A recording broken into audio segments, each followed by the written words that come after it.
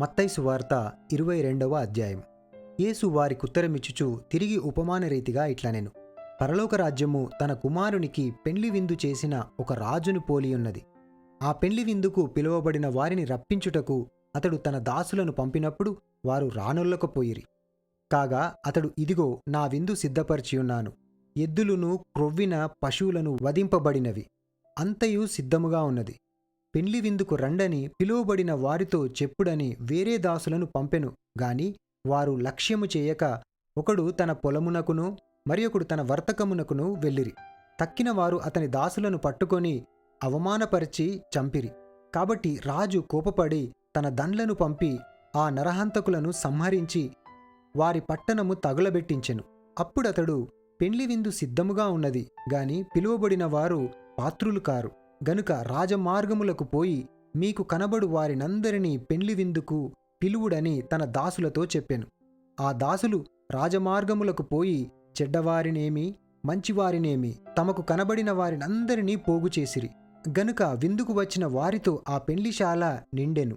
రాజు కూర్చున్న వారిని చూడ లోపలికి వచ్చి అక్కడ పెండ్లి వస్త్రము ధరించుకొనని ఒకని చూచి, స్నేహితుడా, పెండ్లి వస్త్రము లేక ఇక్కడికి ఎలాగు వచ్చితివని అడగగా వాడు మౌని అయి ఉండెను. అంతట రాజు, వీని కాళ్ళు చేతులు కట్టి వెలుపటి చీకటిలోనికి త్రోసివేయుడి, అక్కడ ఏడుపును పండ్లు కొరుకుటయు ఉండునని పరిచారకులతో చెప్పెను. కాగా పిలువబడిన వారు అనేకులు, ఏర్పరచబడిన వారు కొందరే అని చెప్పెను. అప్పుడు పరిసయ్యులు వెళ్ళి మాటలలో ఆయనను చిక్కుపరచవలనని ఆలోచన చేయుచు, బోధకుడా, నీవు సత్యవంతుడవై ఉండి దేవుని మార్గము సత్యముగా బోధించుచున్నావనియు నీవు ఎవనిని లక్ష్యపెట్టవనియు మోమాటము లేనివాడవనియు ఎరుగుదుము. నీకేమి తోచుచున్నది? కైసరుకు పన్ను ఇచ్చుట న్యాయమా కాదా? మాతో చెప్పుమని అడుగుటకు హేరోదీయులతో కూడా తమ శిష్యులను ఆయన యొద్దకు పంపిరి. యేసు వారి చెడుతనము నెరిగి, వేషధారులారా, నన్నెందుకు శోధించుచున్నారు? పన్ను రూకయొకటి నాకు చూపుడని వారితో చెప్పగా వారాయన యొద్దకు వచ్చి ఒక దేనారము తెచ్చిరి. అప్పుడాయన, ఈ రూపమును పై వ్రాతయు ఎవరివని వారినడగగా వారు కైసరువనిరి. అందుకాయన, అలాగైతే కైసరువి కైసరునకును దేవునివి దేవునికిని చెల్లించుడని వారితో చెప్పెను. వారి మాట విని ఆశ్చర్యపడి ఆయనను విడిచి వెళ్ళిపోయిరి. పునరుత్థానము లేదని చెప్పెడి సద్దూకయ్యులు ఆ దినమున ఆయన యొద్దకు వచ్చి, బోధకుడా, ఒకడు పిల్లలు లేక చనిపోయిన ఎడల అతని సహోదరుడు అతని భార్యను పెళ్లి చేసుకొని తన సహోదరునికి సంతానము కలగజేయవలనని మోషే చెప్పెను. మాలో 7 సహోదరులుండిరి. మొదటివాడు పెళ్లి చేసుకొని చనిపోయెను. అతనికి సంతానము లేనందున అతని సహోదరుడు అతని భార్యను తీసుకొనెను. 2వ వాడును 3వ వాడును 7వ వాని వరకు అందరును అలాగే జరిగించి చనిపోయిరి. అందరి వెనుక ఆ స్త్రీయు చనిపోయెను. పునరుత్థానమందు ఈ 7 ఆమె ఎవనికి భార్యగా ఉండును? ఆమె వీరికందరికిని భార్యగా ఉండెను గదా అని ఆయనను అడిగిరి. అందుకు యేసు, లేఖనములను గాని దేవుని శక్తిని గాని ఎరుగక మీరు పొరబడుచున్నారు. పునరుత్థానమందు ఎవరునూ పెళ్లి చేసుకొనరు, పెళ్లికియ్యబడరు. వారు పరలోకమందున్న దూతల వలె ఉందురు.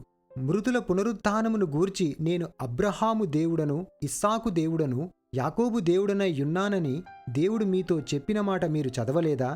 ఆయన సజీవులకే దేవుడు గాని మృతులకు దేవుడు కాడని వారితో చెప్పెను. జనులది విని ఆయన బోధకు ఆశ్చర్యపడిరి. ఆయన సద్దూకయ్యుల నోరు మూయించెనని పరిసయ్యులు విని కూడివచ్చిరి. వారిలో ఒక ధర్మశాస్త్రోపదేశకుడు ఆయనను శోధించుచు, బోధకుడా, ధర్మశాస్త్రములో ముఖ్యమైన ఆజ్ఞ ఏదని అడిగెను. అందుకాయన, నీ పూర్ణ హృదయముతోనూ నీ పూర్ణ ఆత్మతోనూ నీ పూర్ణ మనసుతోనూ నీ దేవుడైన ప్రభువును ప్రేమింపవలెను అనునదియే. ఇది ముఖ్యమైనదియు మొదటిదియు అయిన ఆజ్ఞ. నిన్ను వలె నీ పొరుగువానిని ప్రేమింపవలనను 2వ ఆజ్ఞయు దాని వంటిదే.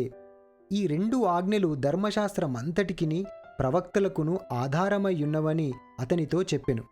ఒకప్పుడు పరిసయ్యులు కూడియుండగా యేసు వారిని చూచి, క్రీస్తును గూర్చి మీకేమి తోచుచున్నది? ఆయన ఎవని కుమారుడని అడిగెను. వారు, ఆయన దావీదు కుమారుడు అని చెప్పిరి.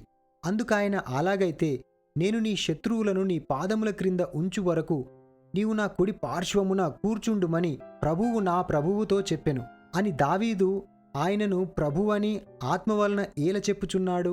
దావీదు ఆయనను ప్రభువని చెప్పిన ఎడల ఆయన ఏలాగు అతనికి కుమారుడగునని వారినడగగా, ఎవడునూ మారుమాట చెప్పలేకపోయెను. మరియు ఆ దినము నుండి ఎవడునూ ఆయనను ఒక ప్రశ్నయు అడగ తెగింపలేదు.